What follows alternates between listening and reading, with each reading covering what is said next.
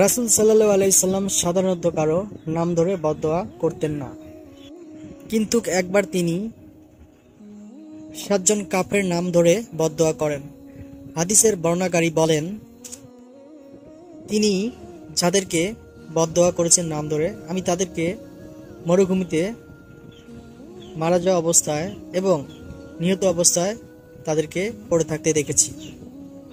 আল্লাহর প্রিয় সৃষ্টি মুহাম্মদ সাল্লাল্লাহু আলাইহি সাল্লাম তার উপর শারীরিক অত্যাচার করা হলে তিনি জালিমদের নাম ধরে আল্লাহর কাছে বিচার দেন এবং আল্লাহ তার দোয়া কবুল করেছেন। মাজলুমের দোয়া আল্লাহ সাথে সাথে কবুল করেন, কিন্তু সেটা আমাদের কাছে দৃশ্যমান হয় আল্লাহর নিয়ম অনুযায়ী। রাসূল সাল্লাল্লাহু আলাইহি সাল্লামের যে 7 জন নাম ধরে রাসূল সাল্লাল্লাহু আলাইহি সাল্লাম বদদোয়া করেছেন, 5 বছর পর সেই 7 জন বদর যুদ্ধে মারা যায়।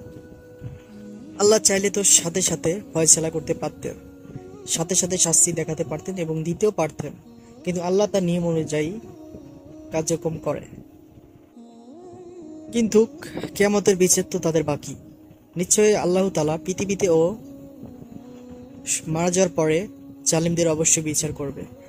আমাদের ইসলামিক আলোর পথ চ্যানেলটি সাবস্ক্রাইব করে আমাদের সঙ্গে থাকবেন। ভিডিওটি কেমন লাগলো তা কমেন্টে জানাবেন এবং সাবস্ক্রাইব করে আমাদের চ্যানেলটি শেয়ার করতে ভুলবেন না। ভিডিওটি অবশ্যই শেয়ার করে সাথেই থাকবেন। আল্লাহ হাফেজ। নেক্সট ভিডিও দেখার জন্য ধন্যবাদ।